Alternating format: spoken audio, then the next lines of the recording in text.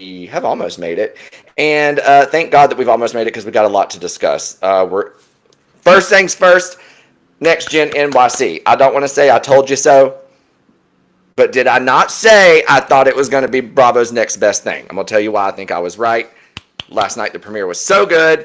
Somebody who's not having that great of a week and not having a week where their new show premieres is Tom Girardi. We're going to talk about his sentencing, which came in hot yesterday.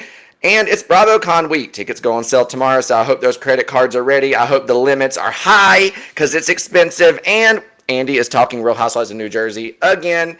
We're going to tell you what his recent comments were on the series that, no one is letting rest. We want some answers. So we're going to jump right into it. As always, thank you so much for joining me. I'm Christian Gray Snow.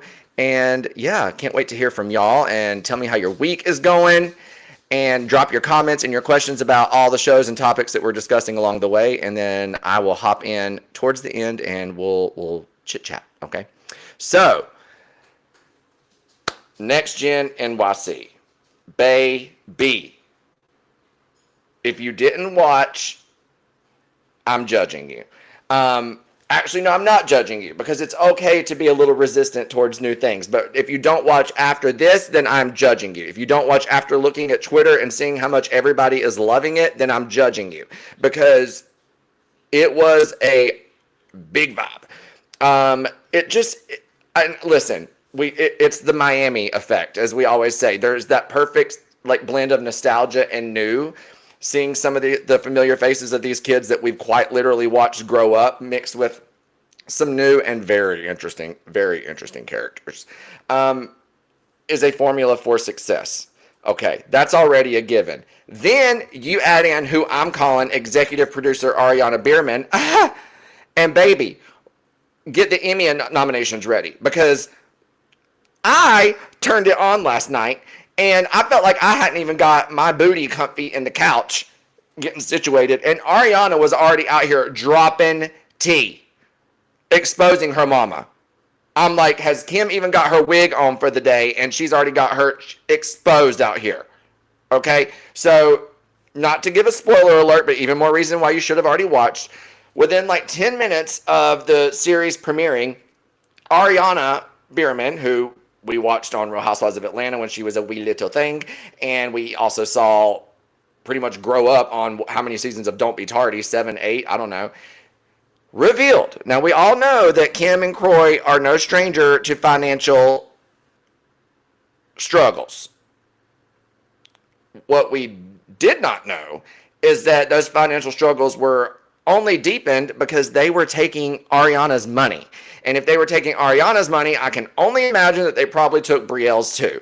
And so you say, okay, what money? Ariana said that she got her first brand deal when she was 14. Brand deals, if you don't know, that's on social media. A company, say that it was like a clothing company for teenage girls. They'll send her a couple items, say if you post some pictures in it, we'll pay you $5,000. Boom, boom, boom. Ariana said that she basically thought at 18 she was going to walk into all this money, and it wasn't until 2 years ago that she realized there wasn't a penny left. And that it was because Kim and Kroy spent it. Now, I'm not going to say that we're letting Kim off with this one because we absolutely are not. However, you can't be surprised when somebody is themselves. Kim being Kim. Now, Kroy, excuse me, I thought Kroy was the level-headed one in the family. I thought Kroy was the only one that kept the bills paid for as long as they were before everything hit the fan. I need Kroy to come out and talk about this, because if Kroy was a part of taking Brielle's money, then consider me duped, because I thought Kroy was a good guy. I really did. What? And I wonder if were they actively taking it this whole time? Had they properly stashed it to the side and saved it for her? And then it wasn't until they had a lot of financial issues that they resorted to taking the money Brielle and Ariana's money potentially. I don't know the timeline of all that she didn't go into it. But for Kroy to allegedly have been okay with taking the kids' coins is absolutely crazy to me. You know what I mean? I want to hop in really quick. KM says, is it illegal that they spent it? Wild to be allowed to if it checks.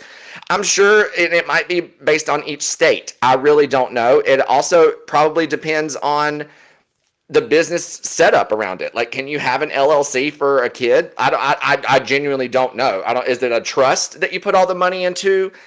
I don't know.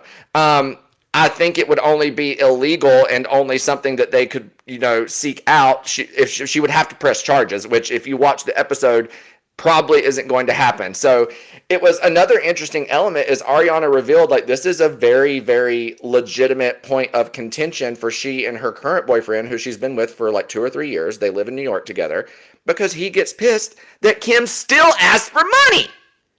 You heard that right. Not only did Ariana, I was still reeling my jaw up off the floor from finding out Kim and Kroy took Ariana's money. And then Bravo adds in footage of Kim asking Ariana for coins. I love mess. I don't ever need to see a housewife of any caliber asking their kid for money. It was like seeing Santa without his beard. It was like seeing Jesus fall from the sky. It was everything that's made up to be this situation was not the case. Do we know that Kim has had financial issues? Yes. But the facade that we were to believe is that there was some sort of wealthy element permanently behind this family. Not Ariana's brand deal money paying for the baby's daycare. That is not what we had in mind. Okay. And so did I enjoy the mess of it all? Absolutely. Was it kind of painful to watch? You betcha. It absolutely was. And all I could think was Kim, who is notorious for not really admitting the obvious or admitting to the obvious, was probably at home dying if she paid her cable bill and was able to watch, or, used Ariana's Peacock login. Because I can't fathom that she is okay with this coming out. I mean, let's put it this way. Loyal Housewives viewer here. I feel like few things really shock me or us anymore. We got people going to jail for we're going to talk a little bit about Tom Girardi going to jail for 7 years. I was like, it happens. Nothing impacts us anymore. My jaw was on the floor. So if I was feeling that way, I would like to think there were others at home watching also feeling that way. If you were on social, Twitter was blowing up. People were in shock. So yes, Kim has created a facade that not necessarily all of us believed all these years, but I most certainly never expected this level of truth and exposing to come out against her in episode 1 and from her daughter.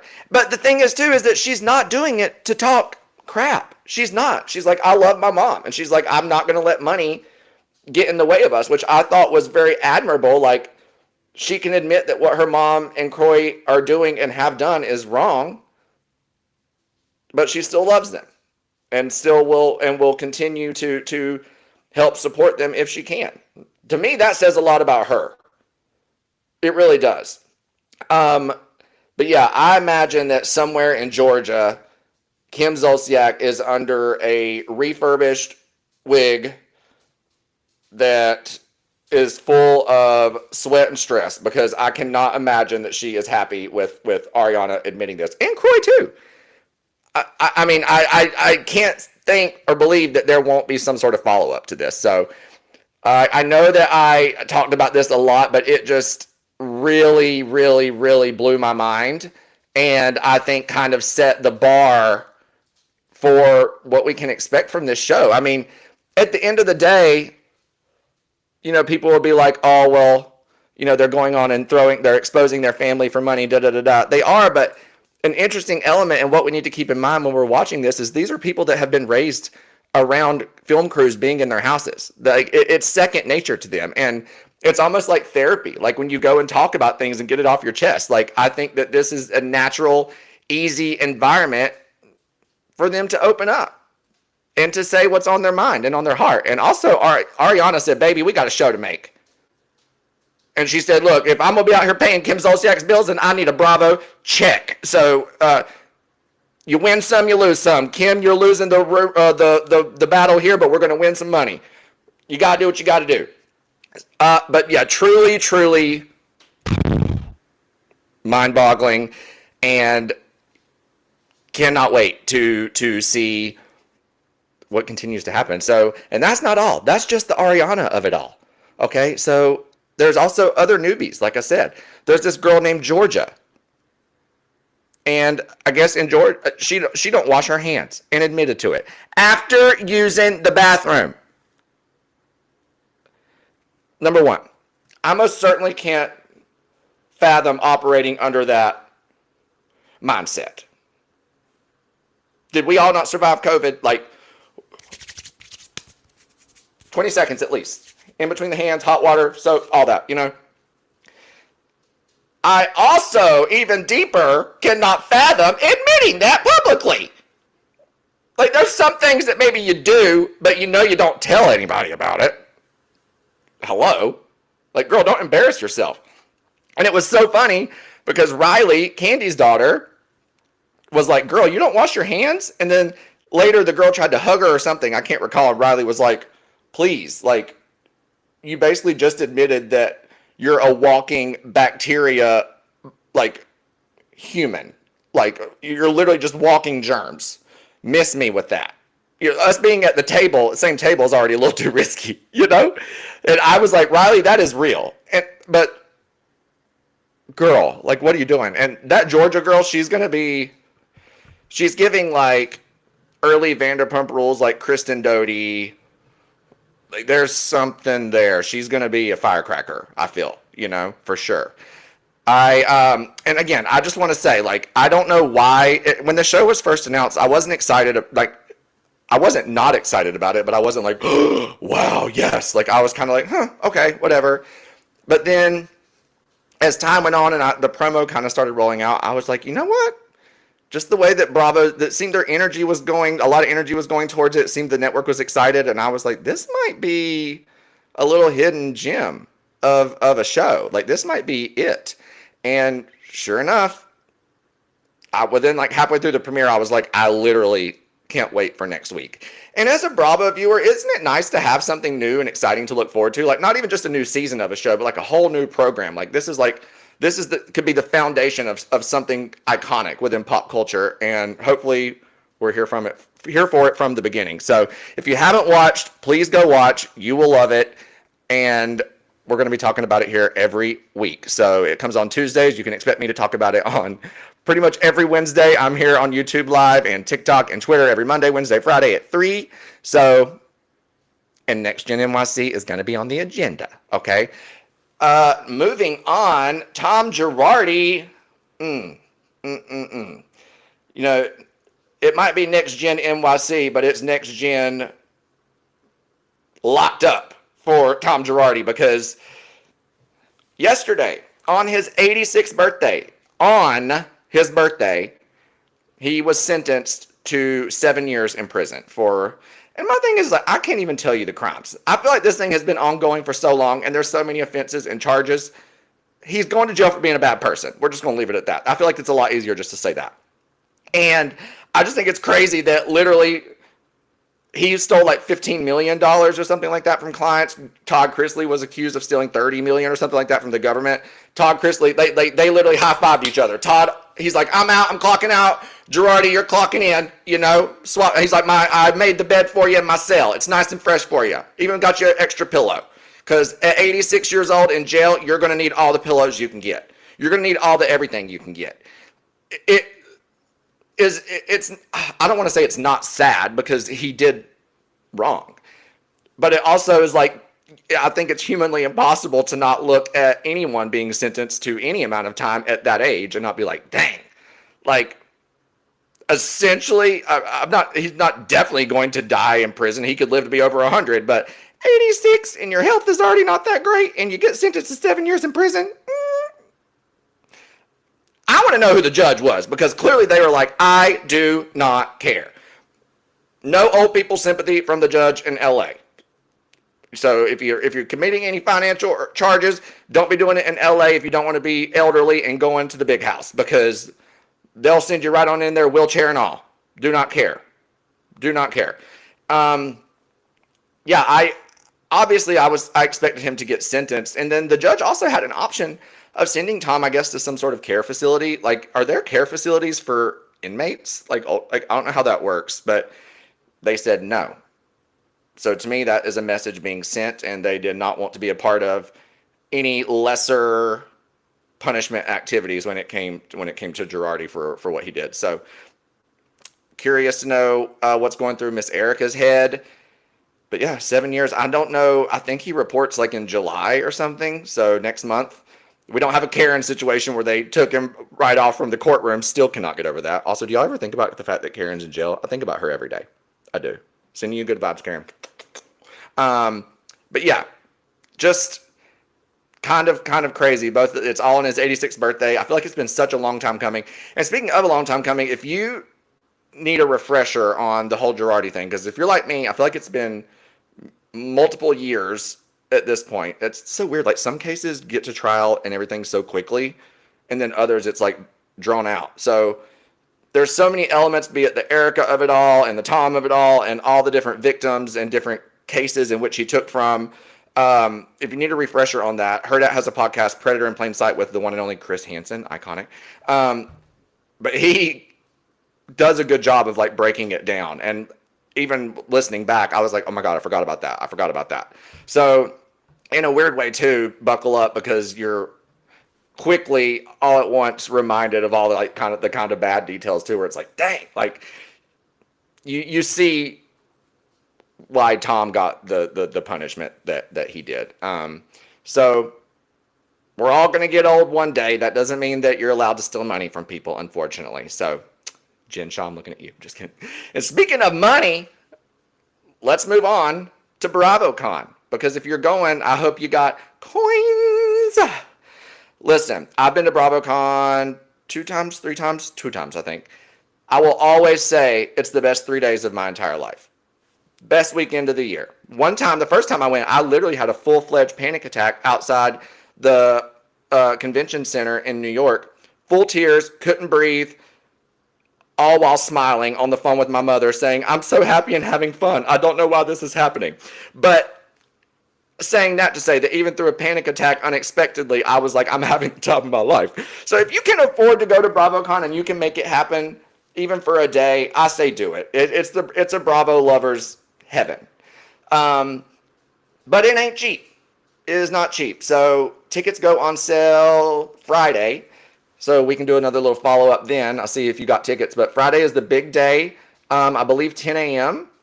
So there are 2 ticket tiers. There's general admission and there's VIP. I personally think VIP is the way to go. But I'm also someone who wants to be in the VIP lounge with a cocktail in my hand the entire time that I'm there. It really just depends on what you want. So general admission tickets are $672 for 3 days. And then VIP tickets for 3 days are $1,463. And if I remember correctly, I think they do like the 3-day sale now, and then they may do like it's either another release of 3 days or they do like individuals. Because I think last year I had to buy like individual days because it was sold out on the bundle days. So be prepared. It's stressful. If it doesn't go well, you don't get your tickets, don't stress too much, because they usually end up doing other drops, and there's always going to be people that are needing that, life happens, unfortunately, and they end up not being able to go, or they have extra tickets or something like that. So don't get too stressed if you can't get one, and just think, you get to hold on to that money a little bit longer before you spend it. You know what I'm saying? But yeah, again, is it expensive? You absolutely betcha. Is it worth it? Every single penny. I laugh. You cry, you meet new people, you see old familiar faces. You'll be in the bathroom and a Bravo leb walks in. I mean, it's just, it's truly magical in a chaotic way. And being in Vegas, like I've been to New York and I've been to Vegas for both of them. Both are fantastic, but there was such a seamlessness and easy flow, natural flow of the Vegas organization of it all. It's just so much better because all the hotels are right there. You just walk on up. You need to take a breather, go to your room for an hour. It's awesome, So curious to know, are you getting tickets? Well, I'm going to look back at your comments here in a little bit. And are you doing GA? Are you doing VIP? And how far are you going? Where are you coming from? Also, let's move on to Jersey really quick. Andy was on The View, speaking of BravoCon, to promote BravoCon ticket sales this week. And of course, Andy can't open his eyes without being asked about a Jersey update. At this point, if I were him, I would cancel Jersey just so I didn't have to talk about it. And that's coming from a tree hugger. Like, my life would be altered, I feel like, if Jersey ended and Tree were taken off TV. I'm still okay with Andy pulling it solely for the fact of protecting his mental health to not have to talk about it anymore. But he was on The View, and of course, he was asked about it, and he said, you know, the word on pause has become common in Bravo. Not common, but something we've heard.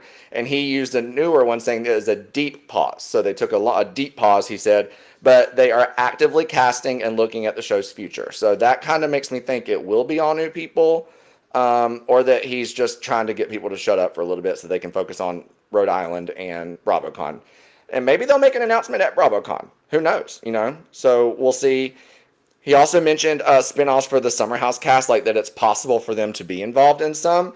And if you listen to mine and Vicky's episode with Shannon that came out this week, Shannon said too, she was like, well, since it's Bravo's Love Hotel, she wants to see other people that maybe aren't housewives on Love Hotel, like people from Summer House, you know, people from Married to Medicine, even though Married to Medicine people probably don't need to be on Love Hotel because they're married or dating. But, you know, she wants there to be a blend of all Bravo on that.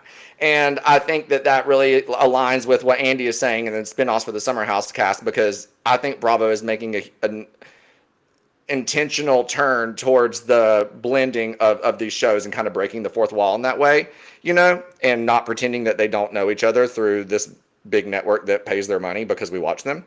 So, yeah, we will see. It seems that there's going to be some moves made in Jersey. But Andy's focus right now is on Rhode Island. You can tell he's very excited about it. And there was a clip the other day where I believe Dolores was in Miami and she was at an event and Gertie from Miami was there. And Gertie said on camera, "Did I hear that you're moving?" And Dolores goes, we can't talk about that. I'll tell you about it, but I can't talk about it. And I was like, so Dolores, the rumors of Dolores going to Rhode Island as a friend of, seemingly are true, because she could have just shut it down right there and there wouldn't have been nothing wrong with that. So I think that, you know, Rhode Island is the new shiny toy and it's easy to focus on that rather than the back and forth of Jersey that's just repetitive, you know. So let's get into your comments. Lori, hi Christian, hi Lori, how are you? A grown-ass man doing that is ick. I feel like we're talking about Croy and the money. Yes. I'm just surprised. Like, did Croy fool us all these years? Or do you think he's had a shift in his character in recent years? Maybe due to what they're going through? Like, I really don't know. I don't know. Yes, we talked a little bit about it being illegal to take your kids' money. I'm curious about that too. Someone says there are laws against this now in certain states. Highly damning. You should never spend any money your children might have. It shows terrible character. I mean, look, if you got to do what you got to do and the only money you have access to and you need to put food on the table for your family is your kid, then what am I going to do? Not feed my kids, you know? But I don't think that was the case. Like, even in the show, Ariana's boyfriend, who I mentioned, she's very honest. She said, me giving my mom money and her asking for money is a huge argument point for he and I, because not only does he see her giving all her money to her mom, Kim is shameless and will FaceTime them with like a $200 bottle of wine and her new shoes. And they're like, because he's basically saying, you don't even know where the money's going. So I don't know, just really, really sad. She's trying to protect those littles. I think Ariana giving money to them probably does have a lot to do with her siblings. Yes. Let's see. Georgia, number 1 or number 2? Is one worse than the other? They're all bad. If you're in a public restroom, if you even look at a public restroom, wash your hands twice. With soap, hot water, to the point where it's so red. Your hands are red from the heat. It is a nasty world out there. Do you know, when I worked, my first ever job in high school, I worked at a grocery store, and it was a affordable grocery store. The things that I saw and the people that I saw and the folks that handed me cash that went straight from their hands to mine, I could feel and see the germs just taking me over. You don't know where cash has been. It could have been in a stripper's panties, and that could have been the cleanest and best place that it has seen in the last 10 years. Okay? You don't know where it's been. And so, no, like, nasty. No.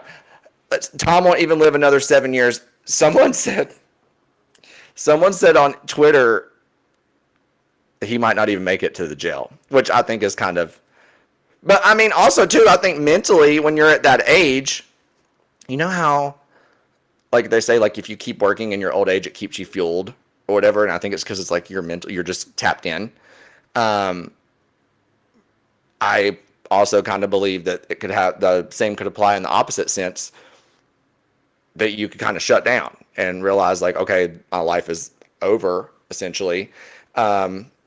I don't know, but my whole thing is like, so who takes care of him?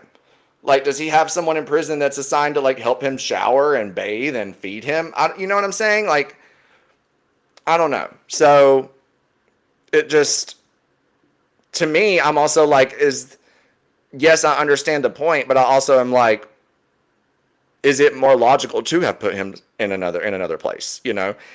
And I'm guessing for them to say that they're putting him in a prison and not a care facility, is that their way of admitting that they don't believe any of the Alzheimer's, like, you know, illness type of stuff? Like, is that their way of saying BS? I don't know. When we met, there was a mini line in Vegas to take a picture with you. Listen,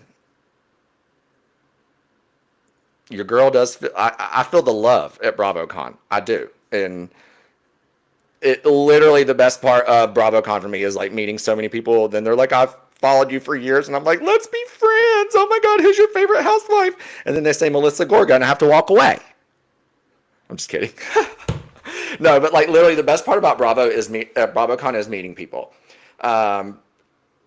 Really, really just, it's like a high school reunion with some people that you remember. And then some you're like, oh yeah, I kind of remember you. And then some you're like, I don't think we ever once sat at the same lunch table, but you seem cool, you know?